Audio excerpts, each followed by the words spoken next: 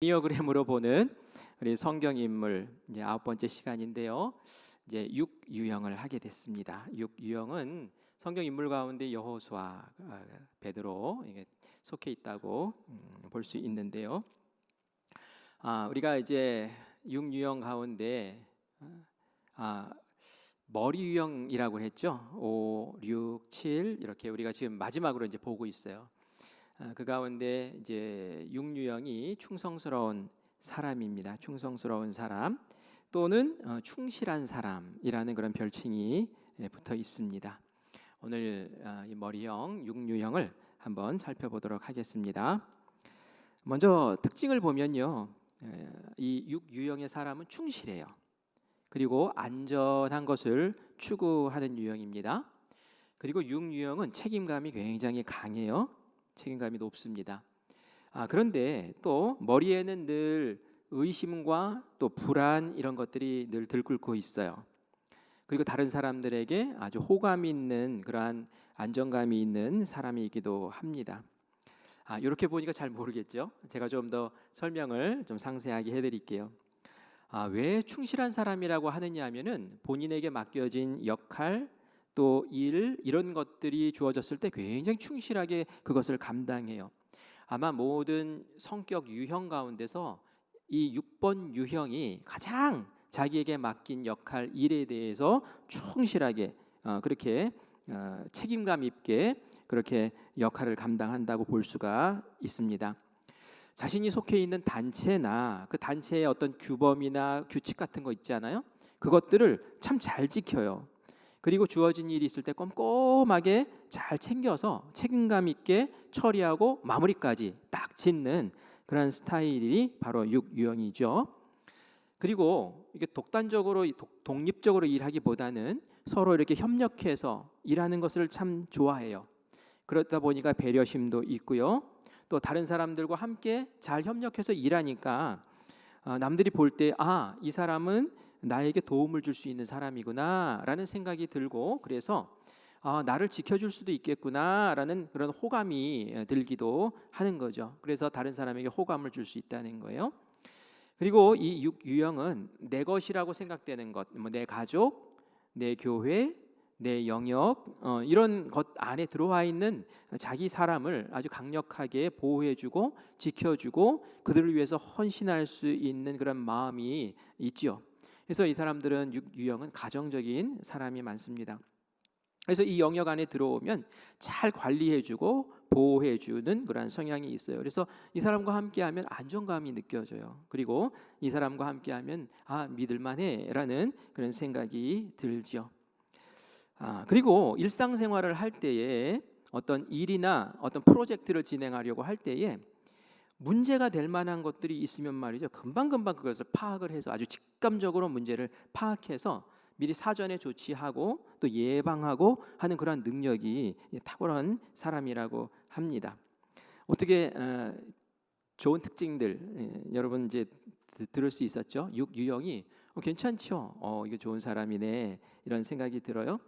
그런데 지금 제가 앞에서 이렇게 특징들을 설명을 했는데 왜 이런 특징들이 나타날까라는 거예요. 다른 사람과 달리 왜 이 6유형은 이런 성향이 나타날까? 그것은 말이죠, 머리 유형이 공통적으로 가지고 있는 게 불안으로부터 안전했으면 좋겠다 이런 마음이 늘 그 마음 가운데 있어요.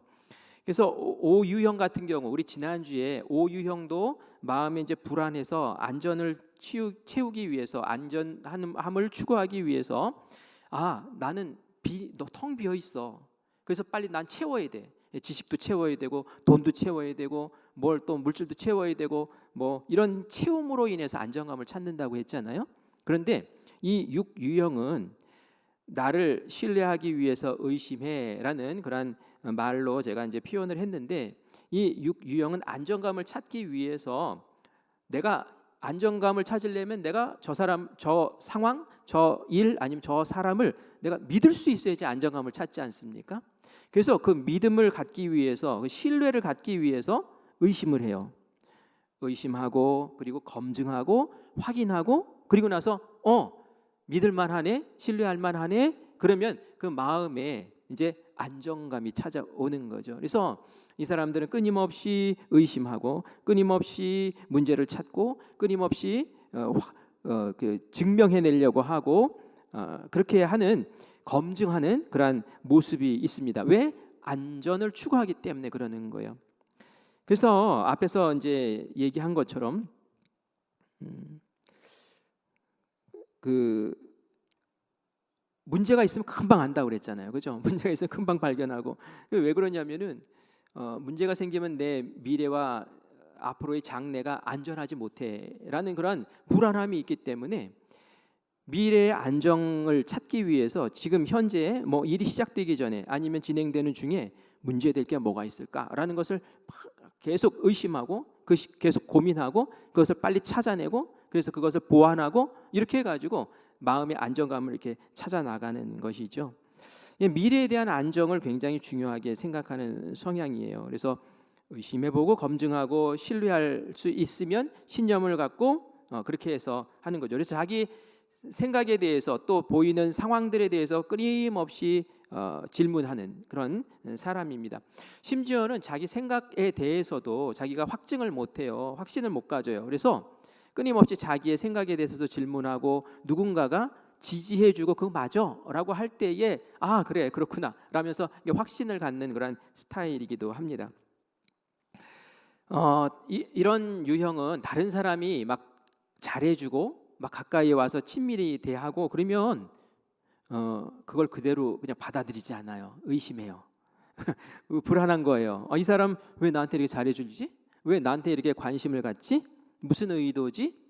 이런 마음이 자연스럽게 듭니다. 왜 그것을 내가 확인하기 전까지는 모르겠는 거예요. 이 꿍꿍이 속에 뭐가 있나 이런 마음이 있는 거예요. 그래서 사람을 테스트해 보기도 해요. 이 사람이 진심이 뭘까라는 걸 알기 위해서 툭툭 테스트를 해보면서 그 사람의 진심을 이제 검증해 보는 그런 스타일이 있죠. 그래서 나중에 친밀해진 다음에 그런 얘기를 할 때가 있대요. 나 그때 너한테 그렇게 했잖아. 그건 너 일부러 그런 거야. 내가 한번 너 떠보려고 그랬던 거야. 이렇게 나중에 얘기하기도 하죠. 그래서 그런 사람들이 육유형에 속하는구나라는 걸 좀 알면 될 거예요. 그래서 이 사람들이 자기에게 맡겨진 역할이나 일에 대해서 굉장히 충실하다고 했죠. 왜 그럴까요? 왜 그러냐면은 내가 맡겨진 일, 맡겨진 역할에 충실하면 내 미래가 안전할 거야 라는 그런 마음이 있기 때문에 그런 거죠. 그래서 어떤 역할이 주어졌을 때 그 역할을 준 상사가 마음에 안 들고 때로는 내가 속해 있는 그 직장이 마음에 안 들어요. 그런데도 불구하고 나에게 역할이 딱 주어지면은 그 역할에 대해서는 내가 최선을 다해서 뭔가 성과를 내야지 하는 그런 마음으로 충실하게 감당을 하죠. 옛날에 그 TV 프로그램 가운데 이경규 씨가 나와서 양심 냉장고 주는 그런 프로그램이 있었는데 여러분 혹시 기억하십니까? 기억하시면 저랑 비슷한 시대를 사셨던 것 같아요. 젊은 이들은 잘 모를 텐데요. 뭐죠?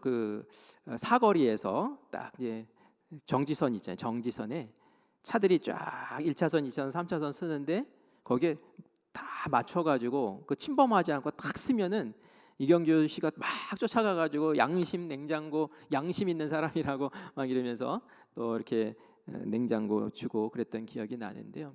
이런 사람들은 보든 안 보든 그게 법이고 규칙이고 내가 해야 될 역할이고 하기 때문에 거기에 누가 보든 안 보든 그냥 딱 이렇게 잘 지키는 그런 스타일이죠.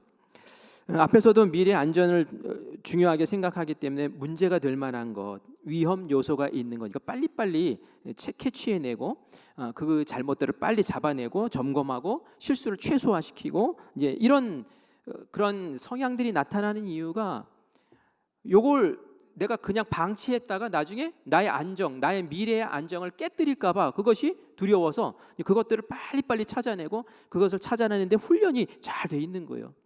그래서 누군가 이제 뭐 회사에서 어떤 프로젝트를 같이 진행합시다라고 딱 내놨는데 다른 사람들은 와 좋다, 긍정적으로 막 반응하는데 이 사람들은 딱 보면서 저게 문제가 될 것 같은데요.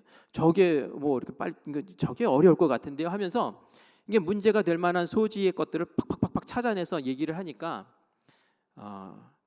사람들 눈에는 회의론자처럼 보일 수도 있고 부정적인 사람으로 보일 수도 있고 그래요. 그런데 그 사람들이 뭐 그러고 싶어서 그러는 게 아니라 그 사람들은 그런 게 보이는 거예요. 빨리빨리 잡히는 거예요. 그래서 그 사람들의 이야기에 경청을 하면은 나중에 일을 진행하다가 위험 당하는 일이나 실수하는 일을 많이 줄일 수가 있죠. 그래서 이런 유형의 사람들의 이제 이런 부분들이 미래의 안정을 추구하기 위해서 그 사고가 나거나 아니면은 실수가 일어날 만한 그 리스크들을 지금 빨리 간파해서 줄여내므로 나중에 안정을 도모하려고 하는 거구나라는 것을 생각하면 좀 이해를 할 수 있을 거예요. 그리고 이 사람들은 안정감을 중요하기 때문에 어떤 질서나 규칙이나 법규 이런 것들을 잘 지키고요. 전통을 굉장히 소중하게 생각합니다. 왜냐하면은 이것들은 전통이나 법규 이런 것들은 검증돼 있는 거잖아요. 그죠? 여러 세대를 거쳐서 그렇기 때문에 그 안에서 내가 딱 몸을 담고 그 법칙에 따라서 움직일 때 나에게 안정감이 있는 거죠. 이건 흐트러지지 않을 거야. 이런 마음이 있는 거죠. 그래서 새로운 것을 하는 것을 굉장히 두려워해요. 꺼려해요. 뭔가 새로운 것 하는 거. 왜냐하면 새로운 것이라는 것에는 항상 위험 요소가 있잖아요. 그러니까 새로운 것 안 했으면 좋겠어. 새로운 거 하더라도 불안 요소나 이제 안전하다라는 것을 이렇게 확신이 되면은 그때 이제 새로운 일들을 이제 도전을 하는데 그게 확인되기 전까지는 굉장히 주저하는 그런 모습을 보인다라는 것을 얘기합니다. 그리고 혼자서 책임지는 것을 굉장히 두려워해요. 그래서 중요한 결정을 내려야 될 때 빨리 내리지를 못해요. 왜냐하면 이 소리도 듣고 저 소리도 듣고 막 이러면서 그 마음에 확신이 막 안 생기는 거예요. 주저 하는 거예요. 이미 들어왔던 신념이나 가치관들이 있고요. 또 사람들에게 듣는 말도 있고요. 내가 얻은 정보도 있고요. 그러니까 이 마음 속에서 내면에 위원회가 있다라고 저 표현을 했잖아요. 위원회가 구성이 돼 있어가지고 서로 옳다고 막 얘기를 하니까 뭔가 결정을 못하고 막 머뭇 이러면서 지체하는 그런 경우가 있죠. 결정이 늦어지기도 해요. 그래서 이 사람들은 의지할 사람을 찾습니다. 내 생각이 이런데 내가 이렇게 생각하는데 당신 어떻게 생각해요? 하면서 물어보면서 그 사람이 같이 그 일에 이렇게 책임져주고 그게 맞아 하고 이렇게 지지해주고 또 조언을 해주고 이런 것들을 받을 때 마음이 안심이 되는 거예요. 내가 생각하는 게 맞는가 보다. 나도 내 속에 있는 걸 나도 지금 잘 모르겠는데 이 사람이 지지해 주니까 이게 옳은 걸 거야 하면서 안정감을 느끼고 이제 그렇게 나아갈 수 있는 거죠. 그래서 이런 사람들은 신앙 갖기도 참 어렵대요. 신앙 갖기가 어렵대요. 왜요? 내 의심을 자꾸 하니까 맞아? 이러면서 자꾸 검증해 보려고 하고 그러는데 이런 사람들이 한번 예수님 제대로 믿고 복음을 제대로 딱 알고 그것이 확실하다라는 확증이 딱 서면 말이죠. 이게 명확한 거니까 굉장히 충성스럽고 그리고 굉장히 성실하고 책임감 강하게 그 일들을 이렇게 추진해 나가는 그 신앙생활도 그냥 똑부러지게 하는 그러한 성향이라고 해요. 사람 사귀는 것도 이제 그런 식으로 좀 사귀죠. 처음에는 이렇게 경계하고 떠보고 막 이러다가 한번 신뢰할 만해 하면 폭 들어가서 그 관계가 평생토록 가는 그러한 유형의 모습이에요. 그래서 우리 이미지 어떤 이미지가 있는지 볼게요. 건강할 때는 책임감 강하다. 충성, 이 법과 권위에 대해서 충성하고 열정적이고 그리고 안정감이 있고 또 준법 정신이 아주 뛰어나고 그리고 네트워커라고 하는데 이제 협력을 잘한다는 거예요. 그래서 혼자 일하는 것보다 조직화해가지고 다양한 여기 있는 사람들과 같이 어울려서 더블하면서 이렇게 일 잘 꾸려 나가고 말이죠. 그리고 다른 사람들에게 다른 부서에 아주 협조적이에요. 왜? 일을 같이 꾸려 나가기 위해서. 이런 건강한 모습, 건강한 이미지가 있고요.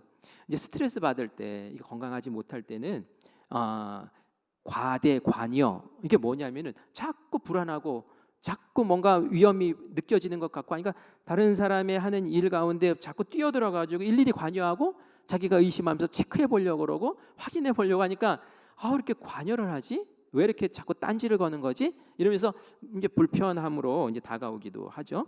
그리고 법과 어떤 규칙 이런 걸 굉장히 좋아하니까 율법주의자처럼 보여요. 융통성 없게 느껴지기도 하고요. 그리고 늘 리스크 될 만한 걸 자꾸 찾으니까 이 걱정이 많아 보이고 의심이 많아 보이고 마음도 좀 좁아 보이고, 그리고 지나친 조심성, 너무 조심조심하다 보니까 배를 이렇게 못 띄워요. 잘 나가지 못하게 만들어요. 뭔가 이제 좀 팍 출발을 해야 되는데 이제 그런 출발하는 그런 것들 못 하는 거예요. 조바심이 나서 조심조심하다 보니까. 그래서 주저함 뭐 이런 것들이 건강하지 못한 모습으로 우리가 볼 수 있어요. 자, 이 육류형의 리더십 스타일을 좀 볼게요. 이 사람들은 아까도 얘기한 것처럼 안정적인 것들 좋아한다 그랬죠. 그래서 안정적인 분위기를 잘 조성을 해서 사람들이 안정감 속에서 일할 수 있도록 도와주고요. 또 협동적이고 네트워크 잘 해가지고 서로 이제 팀워크 잘 유지하면서 일하는 걸 좋아하고요. 상호 이제 원활하게 이제 소통하는 것, 그리고 구성원들끼리 서로 협력하고 돕는 그런 환경, 이런 것들을 잘 조성을 해줘요. 그런데 아까도 맹점이라고 얘기했던 게 뭐죠? 결정을 잘 못 내려요. 그걸 막 어려워해요. 뭔가 상황이 불확실하고 이럴 때 뭔가 딱 결정해가지고 갑시다 하고 끌고 나가야 되는데, 이런 걱정 저런 걱정 막 이런 생각 저런 생각 하다가 주저 하다가 결정을 잘 못하고 시간이 자꾸 길어지고 이러면서 조직의 발전에 이제 어려움을 주는 경우도 있죠. 그런데 뭔가 한번 딱 확정을 하면 그 마음에 이게 맞아, 이게 정확해라고 결정을 하면 굉장한 추진력으로 또 뚫고 나가는 그런 스타일, 리더십 스타일이다라고 이야기를 합니다. 자, 그러면 이제 뭐 좋은 부분, 뭐 연약한 부분도 조금 얘기했지만, 이 육유형이 가지고 있는 좋은 부분이 많지만 이 육유형이 가지고 있는 약한 것들을 오늘 좀 살펴볼게요. 그걸 우리가 성격 패턴이라고 했죠. 그런데 뭐가 있느냐면은 두려움이라는 거예요. 두려움, 불안정함에 대한 두려움, 이런 게 있어요. 불안, 걱정, 염려, 이런 것들이 있어요. 그래서 이 불안과 이 염려와 걱정 보이는 이런 것들을 어떻게 하면은 설명해낼 수 있을까라고 해가지고 자꾸 의심을 하는 거예요. 내가 의심해서 자꾸 검증을 해야지 설명이 되고, 설명이 돼야지 내 마음에 안심이 되고, 이러니까 이 두려움 때문에 계속 이런 모습들이 나타난다는 것이죠. 그래서 두려움과 끊임없는 의심, 이런 것들이 이 6번 유형이 가지고 있는 연약한 부분이에요. 그리고 오만한 소망이라고 해서 이제 제가 뭐 한 가지 말씀드리고 싶은 것은, 이 사람들은 뭐든지 내가 열심히 의심하고 확증하면 다 확증할 수 있어, 다 밝혀낼 수 있을 거야라는 그러한 마음이 있는데, 그게 뭐 다 되는 건 아니잖아요, 그죠? 내가 뭐 열심히 의심한다고 다 확인되는 게 어디 있겠습니까? 하지만 그런 어떤 기대가 있기 때문에 자꾸 그렇게 의심하는 거죠.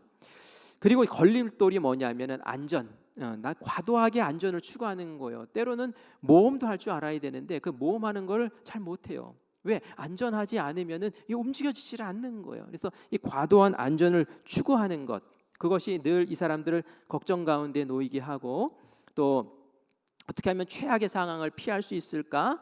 어떻게 하면은 이 위험에서 내가 벗어날 수 있을까? 하면서 안전한 것을 자꾸 테스트하다 보니까, 확실한 것을 잡으려고 하다 보니까 이 사람들이 이런 것들이 이제 지체하거나 또 이렇게 머뭇거리게 하는 그런 걸림돌이 되는 거죠. 그런데 성장이라는 것, 성취라는 것이 어디에서 이루어집니까? 늘 성공해서 이루어지는 건 아니거든요. 늘 뭐 잘 준비된 데서 이루어지는 건 아니거든요. 사실은 실수나 실패 이 안에서 그것을 토대로 해서 또 성취가 이루어지고 성공도 세워지는 것 아니겠습니까? 그래서 너무 이런 것들에 대해서 두려워하고 염려하고 하는 것들이 이들이 좀 극복해야 될 부분이에요. 그리고 이제 방어 기제라는 것은 나에게 막 스트레스가 다가왔을 때 이제 이 사람들이 보이는 반응이에요. 어떻게 반응을 하냐면은 투사와 책임 전가라는 거예요.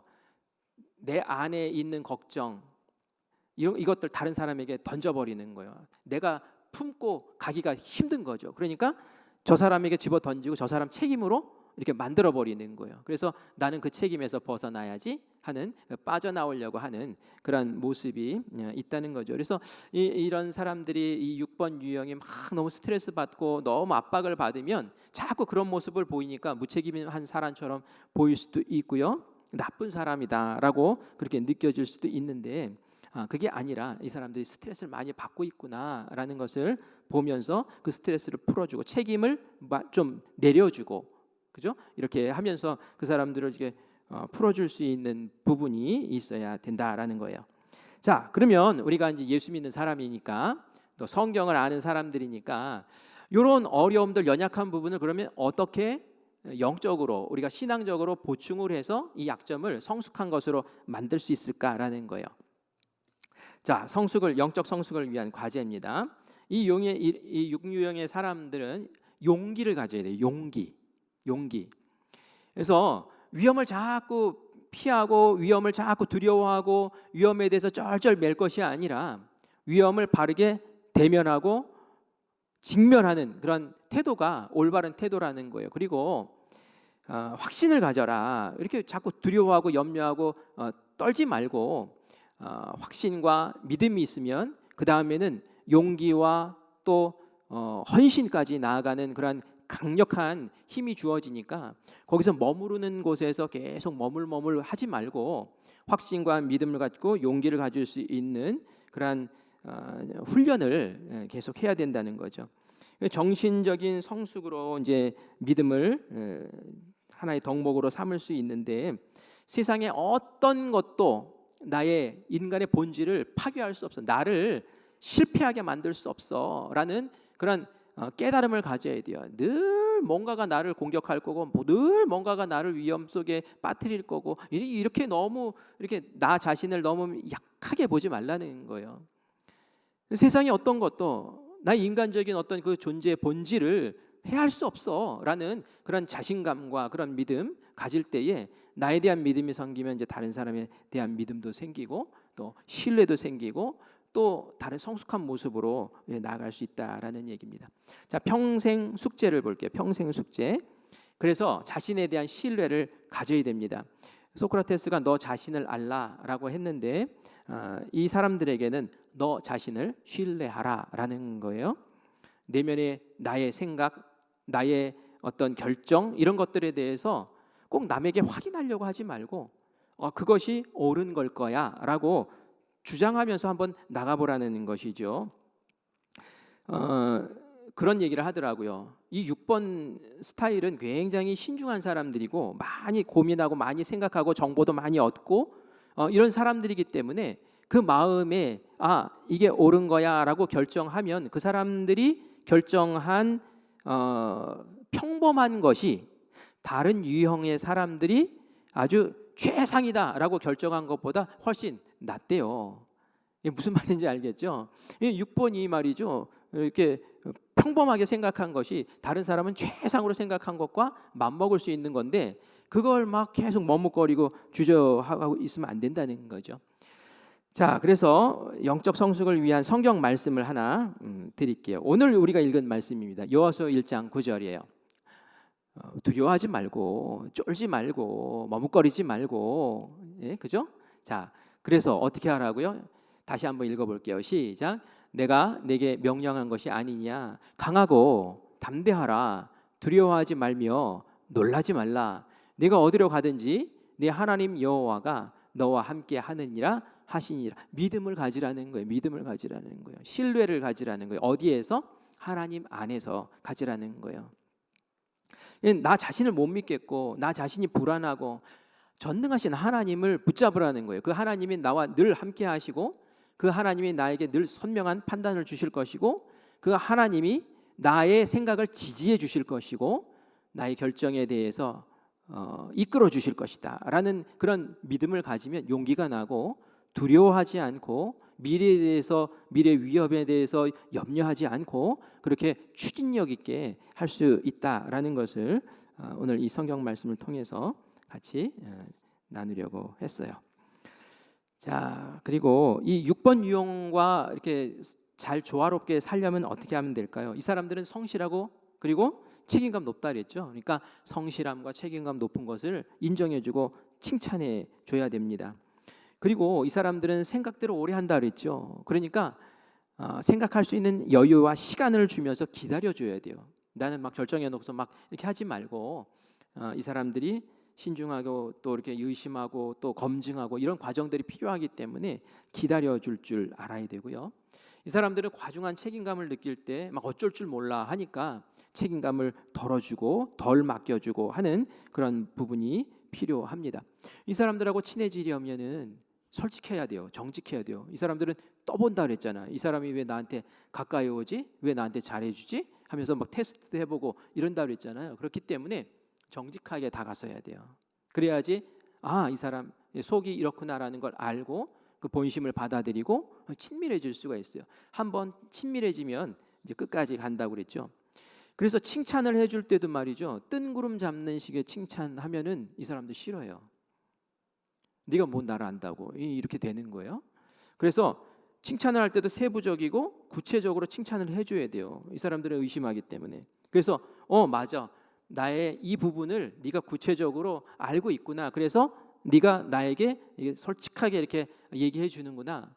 그러면서 믿게 되는 거예요. 그냥 어둡지 않게 이렇게 어줍지 않게 이렇게 칭찬해 주고 그러면 제대로 안 믿습니다. 그리고 이제 스스로 결정할 수 있는 힘이 너에게 있어 하면서 격려해 주고 이렇게 해 주는 거죠. 누가 그런 얘기 하더라고요. 이 6번 유형을 아내로 같이 사는 사람이 그런 얘기를 해요. 아내가 어느 날 자기한테 여보 냉장고를 하나 살까 말까 어떻게 하면 좋을까요? 하고 물어보더래요. 이렇게 물어볼 때는 이미 사고 싶은 마음이 있는 거예요. 그죠? 사고 싶은 마음이 있는데 지지를 받고 싶은 거예요. 내 마음속에 지금 막 갈등이 있는 거예요. 분명히 이 6번 유형은 정보도 얻었고요. 그리고 많이 생각도 했고요. 지금 냉장고 필요하다는 마음도 있고요. 그러니까 뭐 정보를 얻었겠죠. 그런데 막상 딱 저지르려니까 이게 뭐 또 불안한 거예요. 불안한 거예요. 그래서 지금 남편에게 이제 지지를 얻으려고 이렇게 하는 거죠. 그럼 남편이 어떻게 얘기를 할까요? 그래? 냉장고가 필요하면 사야지. 이렇게 이제 얘기를 해요. 그러면 또 이 부인이 얘기를 하는 거예요. 그러면은 삼성 걸로 냉장고를 살까요? 하고 물어보는 거예요. 그럼 여러 가지 벌써 이미 비교해보고 삼성이 제일 좋은 것 같아서 이렇게 얘기를 하는 거죠. 맞아, 나도 생각해 보니까 그게 좋은 것 같아. 이렇게 하면 말이죠, 지지를 얻어가지고 빨리 결정을 하고 이게 저지를 수 있다라는 그런 얘기를 하더라고요. 뭔가 6번 유형이 물어볼 때는 이미 다 생각을 하고 다 분석도 마치고 그리고 위험 리스크까지 다 생각하고 뭐가 좋고 뭐가 나쁘고 이것까지 다 계산하고 그런데 아직 결단을 못 내려가지고 그래서 이제 물어보는 경우가 있다는 거예요. 그때 그 결정을 지지해주고 도와주는 역할만 하면 일은 잘 진행됩니다라고 얘기하는 것을 볼 수 있었습니다. 여러분들 주변에 6번 유형이 있나 한번 생각해 보세요. 분명히 그런 분들이 있을 거예요. 자, 성경으로 넘어가서 성경 인물 가운데 여호수아를 제가 6번 유형으로 여러분들에게 소개를 합니다. 이 여호수아는 에브라임 지파 사람이고요. 눈의 아들이다라고 이야기를 합니다. 눈의 아들, 아버지 이름이 눈이라는 거예요, 그죠? 눈이라는 사람의 아들이에요. 그리고 이 여호수아는 모세의 든든한 참모로 역할을 감당을 했죠. 홍해를 건너서 시내 광야에 이르렀을 때 아말렉들이 막 쳐들어왔어요. 그때 모세가 산에 올라가서 기도하면서 이 여호수아에게 임무를 맡겼죠. 어떤 임무였어요? 너 가서 싸우라는 거예요. 너는 가서 싸워. 전쟁을 한 번도 치러보지도 못했던 이 여호수아가 말이죠. 그냥 모세의 그 명령에 충실하게 목숨 걸고 정말 완벽하게 순종해서 그렇게 전투를 치르죠. 그때부터 이제 뭐 그 전부터도 모세와 여호수아는 단짝이 돼가지고 이제 충직한 신하로 이제 40년 동안을 같이 옆에서 이제 섬깁니다. 이 여호수아가 40년 동안 모세와 같이 있었기 때문에 이 모세의 그늘 아래에 늘 같이 있었어요. 지도자의 지도를 받으면서 지도자의 그 명을 받으면서 지도자가 하라는 대로 따르면서 지도자가 정한 법 아래에서 규칙 아래에서 성실하게 그 일들을 잘 감당해 나가는 것을 볼 수 있죠. 모세의 빛에 이렇게 가려져 있어 그늘에 가려져 있던 사람이에요. 그러다가 이제 모세가 죽으면서 85세 되었을 때 여호수아가 나이 많을 때 이제 후계자가 됐어요. 보니까 85세에 드디어 이제 새로운 지도자로 이제 우뚝 서게 됩니다. 그리고 나서 이 여호수아가 몇 세에 죽었냐면은 110세에 죽었어요. 그 기간 동안 성경을 보면 여호수아가 실수하는 장면이 거의 안 나와요. 물론 몇 가지 있어요. 그런데 거의 실수 안 하고 거의 한눈 안 팔고 굉장히 성실하고 굉장히 충성스럽게 그 맡긴 일이 어떤 거예요? 가나안에 들어가서 모든 다른 이방 민족들을 내쫓고, 이거 어마어마한 일이거든요. 그 일을 완벽하게 수행하고 그리고 나서 110세 되었을 때 딱 죽는데 그 죽음에 흠 없는 그런 마지막을, 깨끗한 삶을 그렇게 살다가 죽는 모습을 우리에게 보여주죠. 이게 바로 육유형의 모습이에요. 질서와 규칙 안에서 성실과 충성으로 이렇게 참 두드러지게 보이는 사람이라는 얘기예요. 이 여호수아가 젊은 나이에 이제 모세의 보좌관으로 지내면서 40년 동안 모세를 아주 거의 막 흡수하다시피 했을 거예요, 그렇죠? 이런 때 이렇게 지도력을 발휘하는, 이렇게 말하는구나, 이렇게 행동하는 거구나 하면서 막 많이 배웠을 거예요. 아마 모세의 복제 인간이라고 해도 될 만큼 그렇게 모세를 통해서 많이 배웠을 거예요.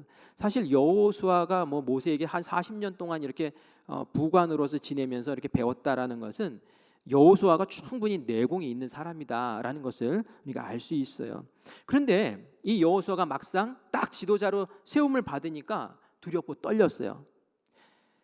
하나님이 여호수아에게 주신 말씀, 그 말씀이 다른 모든 사람에게 준 말씀이 아니거든요. 이 여호수아에게 특별히 이 말씀을 줬어요. 그건 말이죠, 여호수아가 성격상 굉장히 두려워하고 굉장히 무서워하고 굉장히 염려했기 때문에 이 말씀을 주셨다는 것이죠. 이 여호수아가 지도자로 세움받고 거의 뭐 기절할 정도가 돼버린 거예요. 공황장애가 올 정도로 그렇게 어려워졌어요. 왜냐하면은 이전에 늘 해왔던 일을 시켰으면 여호수아가 그래도 이렇게 배워온 짬밥이라고 하잖아요. 그런 게 있으니까 그거 가지고 어떻게 해야 할 수도 있었을 텐데, 여호수아에게 맡긴 일은 여호수아가 이전에 경험하지 못한 일을 맡긴 거예요.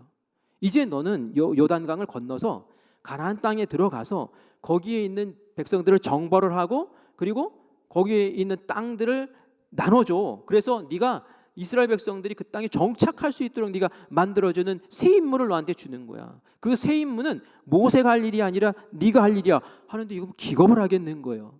이거 해봤으면은 좀 안정감 있게 할 텐데 완전히 새 거를 맡기니까 말이죠. 막 그냥 마음이 막 어려운 거예요. 리스크가 뭐가 있을까? 막 어떤 걸 해야 되나? 뭐 이건 내가 안 해본 건데 막 이러면서 염려하니까 두렵고 떨리니까. 그리고 이전에는 모세와 함께 했잖아요. 그리고 모세가 늘 지도해줬고 모세가 지지해줬고, 그러니까 마음에 확신을 가지고 했는데 이제 모세가 떠났어요. 자기가 결정을 해야 돼요. 모든 거를. 이거 얼마나 마음이 어려웠겠어요. 그래서 두렵고 떨리고 염려하고 걱정하고 이럴 수밖에 없는 거죠. 그 모습을 하나님이 보신 거죠. 그래서 염려하는 근심하는 여호수아에게 뭐라고 말씀하십니까? 우리가 오늘 읽은 5절부터 9절까지의 말씀에 보면은 강하고 담대하라라는 말씀을 3번이나 반복해서 말씀하세요. 강하고 담대하라, 강하고 담대하라. 5절에 보면 6절에 보면 강하고 담대하라라고 말씀하시고, 그리고 7절에도 오직 강하고 극히 담대하여라고 그렇게 말씀하시고, 또 9절에 가면 말이죠, 내가 네게 명한 것이 아니냐, 강하고 담대하라, 두려워하지 말며 놀라지 말라. 그 마음에 그게 있는 거예요. 그 마음에 이게 너무 스트레스가 된 거예요. 그러니까 막 3번씩이나 반복하면서 하나님이 그 마음에 그 연약함, 두려워함, 용기 못 내는 그 모습을 하나님이 막 이제 불어 넣으시는 거죠. 그러면서 그 마음을 딱 하나님 붙잡아 주신 약속의 말씀이 있었어요. 그건 뭡니까? 내가 너와 함께 할게. 그거였어요. 내가 너와 함께 할게.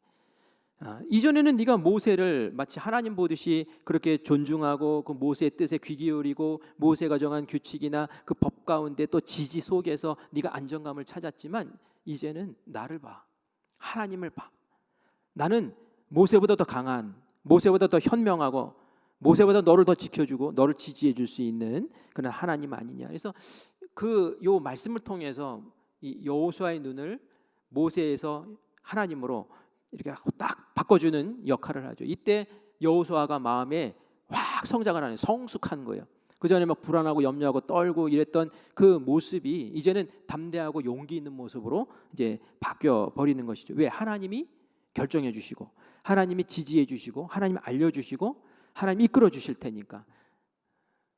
그러니까 이제 이 마음에 담대함을 가지고 나가설 수 있었던 거죠. 그래서 이제 지도력을 발휘합니다. 요단강을 뭐 법궤 앞세워서 건너라는데 그게 될 일이에요?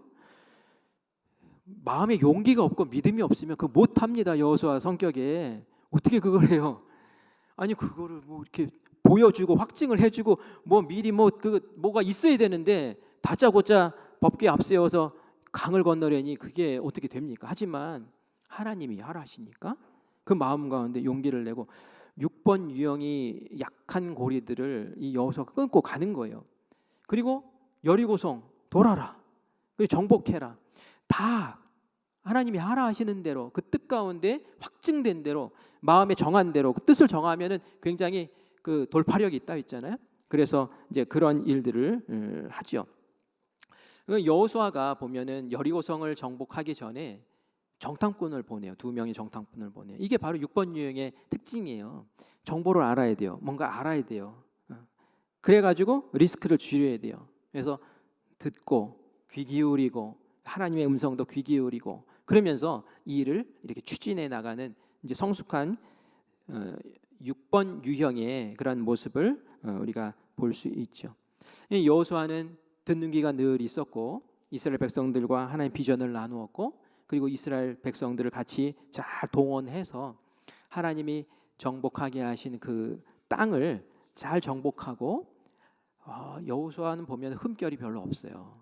흠결이 별로 없어요. 참 잘했어요. 그래서 110세 되었을 때에 아름답게 그 사명을 딱 완수하고 그리고 나서 대과 없이 사명을 완수하고 끝냅니다.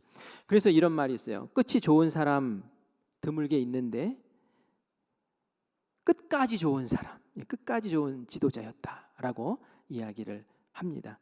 처음부터 끝까지가 다 좋았다는 얘기예요. 그래서 이 여호수아 6번 유형의 아주 성숙한 모습을 우리에게 보여주는데요.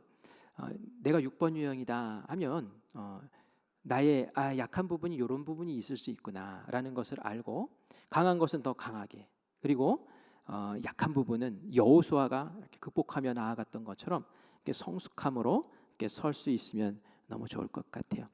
여호수아가 마지막으로 남긴 말씀만 읽고 마치려고 합니다. 고별사 가운데 있는 말씀인데요. 우리 같이 읽어보겠습니다. 시작. 만일 여호와를 섬기는 것이 너희에게 좋지 않게 보이거든 너희 조상들이 강 저편에서 섬기던 신들이든지 또는 너희가 거주하는 땅에 있는 아모리 족속의 신들이든지 너희가 섬길 자를 오늘 택하라. 오직 나와 내 집은 여호와를 섬기겠노라. 아멘. 여호수아가 죽기 전에 이제 고별사로 이제 한 말씀 가운데 자기 인생 살아오면서 그게 가장 힘이 되고 가장 성숙하게 이끌어줬고 지도자로서의 역할을 감당했던 것은 하나님 선택한 것, 하나님 붙잡은 것.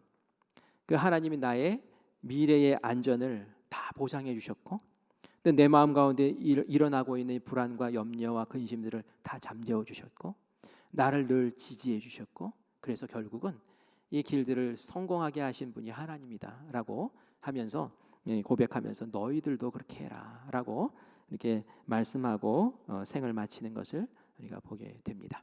그래서 여러분들이 6번 유형 우리 주변에 누가 있는지 보시고 그들의 충성스러운 그 책임감 높은 것, 역할을 끝까지 잘 감당하는 것. 하지만 근심과 염려가 많은 부분들을 보시면서 격려해 주시고 거기에서 너무 머뭇거리면서 우유부단하게 보이는 것처럼 되지 않도록 또 이가 결정한 것을 지지해 주면서 이제 추진해 나갈 수 있도록 이렇게 밀어주고, 이 사람들에게 뭔가를 자꾸 설명하고 뭐 그렇게 하면은 정보가 하나 더 들어오는 거기 때문에 헷갈려요. 이런 사람들에게는 넌 어떻게 생각해? 그거 좋은 것 같다 이러면서 말이죠, 빨리 정해서 결정해서 나갈 수 있도록 이게 밀어주는 것이 더 좋은 방법이에요. 그래서 우리 속회에 또 내 자녀 가운데 또 일하는 일터 속에서 보면은 그 좋은 부분들을 잘 끌어내서 이렇게 아름답게 잘 공동체를 끌어나가는 여러분들 되시기를 간절히 바랍니다. 네. 우리 어떤 분이 질문하더라고요. 예수님은 몇 번 유형인가요? 하고 질문하더라고요. 예수님 몇 번 유형일 것 같아요? 이제 마지막 한 유형만 남았는데, 모든 유형입니다.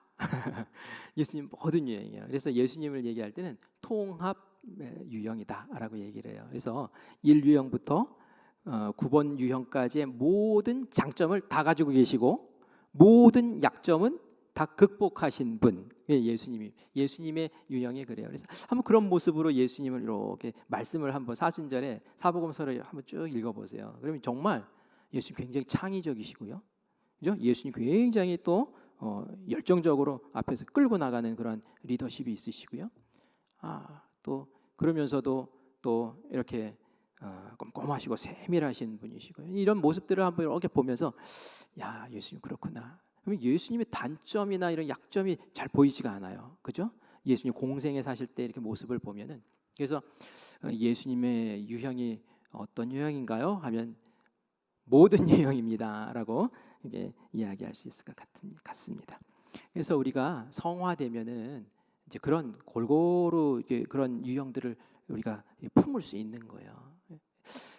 그리고 이제 여러분들이 이렇게 들어보면서 나는 이 유형도 아닌 것 같고 저 유형도 아닌 것 같고 이 유형에 조금 속하는 것 같기도 하고 이런 분들도 계실 거예요. 그거는 여러분들이 이미 성숙해져는 이렇게 하는 과정 가운데서 이미 이런 유형도 흡수하고 살다가 인생 경험 가운데 저런 유형도 흡수하고 이렇게 해가지고 날개를 달고 있어서 그런 거예요. 근데 이런 날개 단 것까지 다 하려면은 너무 복잡하고 어려우니까 제가 이제 원색적인 것들만 이렇게 이야기를 하는 거고요. 그래서 여러분들이 인격적으로 더 성숙할 수 있도록 그리고 여러분들이 잘 활용해 주시기를 바랍니다.